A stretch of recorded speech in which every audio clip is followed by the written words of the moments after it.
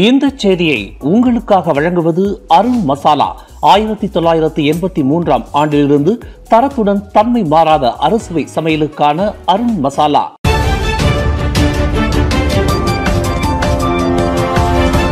வணக்கம். திசைகளின் ஒரு மணி செய்திகள். பேரா சுல்தானை தொடர்புபடுத்திய சம்பவம் சர்ச்சைக்குரிய முகநூல் பதிவு. விசாரணை வளையத்திற்குள் பாஸ் சட்டமன்ற உறுப்பினர். பேரா மாநில அளவில் கொண்டாடப்பட்ட தேசிய தின விழாவில் மேன்மை தங்கிய பேரா சுல்தான் நஸ்ரின் ஷாவை தொடர்புபடுத்திய சர்ச்சைக்குரிய முகநூல் பதிவு தொடர்பில் பாஸ் கட்சியை சேர்ந்த மஞ்சோய் சட்டமன்ற உறுப்பினர் முகமது ஹபீஸ் சப்ரி மலேசிய தொடர்பு பல்லூடக ஆணையத்தின் விசாரணை வளையத்திற்குள் கொண்டுவரப்பட்டுள்ளார். ஈப்போவில் நடைபெற்ற தேசிய தின கொண்டாட்ட நிகழ்வில் பேரா சுல்தான் நஸ்ரின் ஷாவை நோக்கி ஓடிய பெண் எந்த இனத்தை சேர்ந்தவர் என்று அந்த பாஸ் சட்டமன்ற உறுப்பினர் தனது முகநூல் பதிவில் தவறாக அடையாளம் காட்டியுள்ளார். ஒரு சீன பெண் இந்த காரியத்தில் ஈடுபட்டுள்ளார் என்று இனவாத தன்மையில் சர்ச்சைக்குரிய கருத்தை முகமது ஹபீஸ் வெளியிட்டு இருந்தார். அவர் முகநூலில் பதிவு செய்த சர்ச்சைக்குரிய கருத்து இனவாத தன்மையிலானது என்று பலர் குற்றஞ்சாட்டினர். அது குறித்து பலர் போலீசில் புகார் செய்திருந்தனர். தம்முடைய இந்த முகநூல் பதிவுக்கு முகமது ஹபீஸ் பகிரங்கமாக மன்னிப்பு கேட்டுக்கொண்ட போதிலும் அவர் தற்போது எம்சி விசாரணை வளையத்திற்கு கொண்டுவரப்பட்டு விசாரணை நடைபெற்று வருகிறது.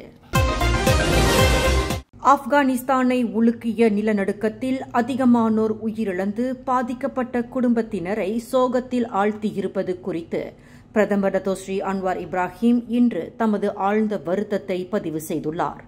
இதேபோன்று ஆப்பிரிக்க நாடான சூடானில் நிலச்சரிவு ஏற்பட்டு நூற்றுக்கணக்கானோர் பலியாகியிருப்பது குறித்தும் டத்தோஸ்ரீ தமது இரங்கலை தெரிவித்துக் கொண்டார். இவ்விரு இயற்கை சீற்றங்களிலும் தங்களின் அன்புக்குரிய குடும்ப உறுப்பினர்களை இழந்துள்ள குடும்பங்களுக்கு தனது ஆழ்ந்த இரங்கலை தெரிவித்துக் கொள்ளும் அதே வேளையில் அவ்விரு நாடுகளில் துயரத்தில் மலேசியாவும் பங்கு கொள்வதாக தமது முகநூலில் வெளியிட்ட செய்தியில் பிரதமர் இதனை தெரிவித்துள்ளார். நாட்டு மக்களுக்கு ஒருமுறை வழங்கப்பட்டுள்ள தலா 100 ரிங்கெட் சாரா பணத்தில் 3வது நாளில் 75.3 மில்லியன் ரிங்கெட் வரை பெறுநர்கள் செலவிட்டுள்ளனர். ஆகஸ்ட் 31ஆம் தேதி முதல் வழங்கப்பட்டு வரும் சாரா பணத்தில் 3வது நாளான நேற்று செப்டம்பர் 2ஆம் தேதி வரை பொருட்களை வாங்குவதில் 11 லட்சம் பரிவர்த்தனைகள் நடைபெற்றுள்ளன. ஆகஸ்ட் 31ஆம் தேதி ஒரே நாளில் 50 மில்லியன் ரிங்கெட் வரை மக்கள் பொருட்களை வாங்கியுள்ளனர். நேற்று இரவு 10:30 வரை 75.3 மில்லியன் ரிங்கெட் மதிப்புள்ள பரிவர்த்தனைகள் நடைபெற்று இருப்பதாக நிதி அமைச்சு தெரிவித்துள்ளது.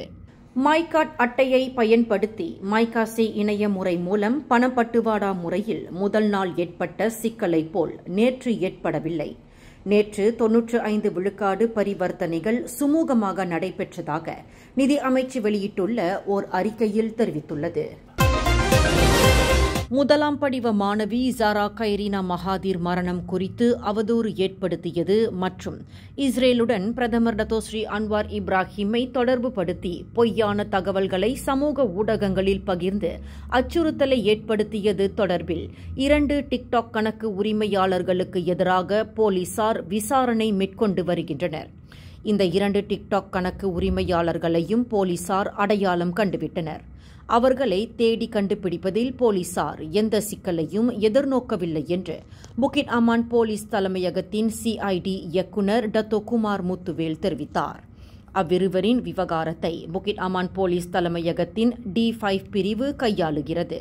அவ்விருவருக்கும் எதிராக 1948ஆம் ஆண்டு நிந்தனை சட்டமும் 1998ஆம் ஆண்டு தொடர்பு பல்லூடக சட்டமும் பிரயோகிக்கப்படவிருக்கிறது என்று டத்தோ குமார் குறிப்பிட்டார்.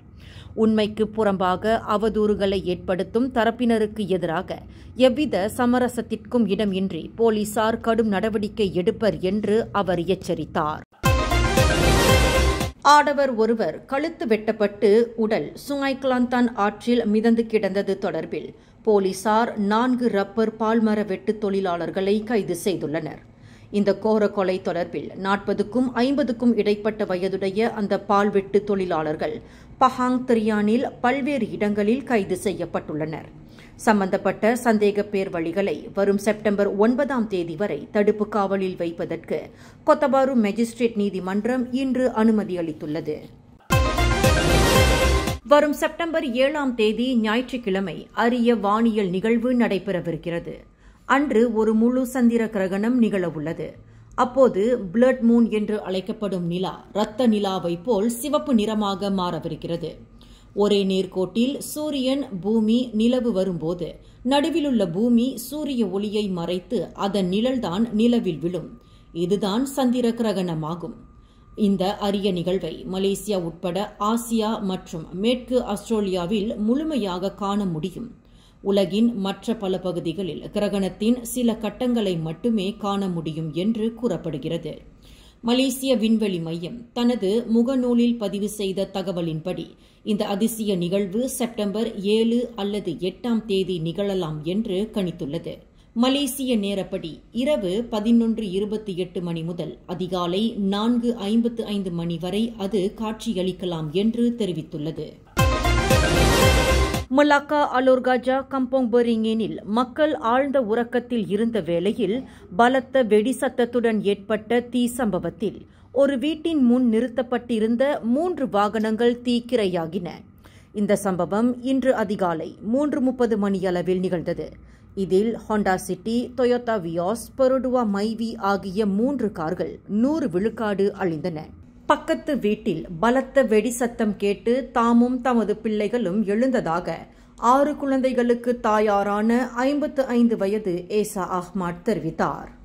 வீட்டின் கதவை திறந்து பார்த்தபோது பக்கத்து வீட்டின் முன் ஆள் நடமாட்டம் இருந்ததை தாம் பார்த்ததாகவும் அதற்குள் அந்த வீட்டின் முன் வாசலில் தீப்பிழைப்புகள் பரவியதை கண்டதாகவும் அந்த மாது கூறினார். தீயணைப்பு மீட்பு படையின் கமாண்டர் முகமது நஸ்ரி மட்ரைஸ் கூறுகையில், தீ ஏற்பட்டதற்கான காரணத்தை கண்டறிவதற்கு தடயவியல் பிரிவு தொடர்ந்து சோதனை மேற்கொண்டு வருவதாக குறிப்பிட்டார். இந்த செய்தியை உங்களுக்காக வழங்கியது அருண் மசாலா. 1983ஆம் ஆண்டிலிருந்து தரத்துடன் தன்மை மாறாத அறுசுவை சமையலுக்கு அருண் மசாலா. மேலும் செய்திகளை தெரிந்து கொள்ள கீழே இருக்கும் பெல் பட்டனை அழுத்துங்கள். உங்கள் மகிழ்ச்சியை வெளிப்படுத்த லைக் மற்றும் ஷேர் செய்யுங்கள். தொடர்ந்து திசைகளோடு இணைந்திருக்க சப்ஸ்கிரைப் செய்யுங்கள்.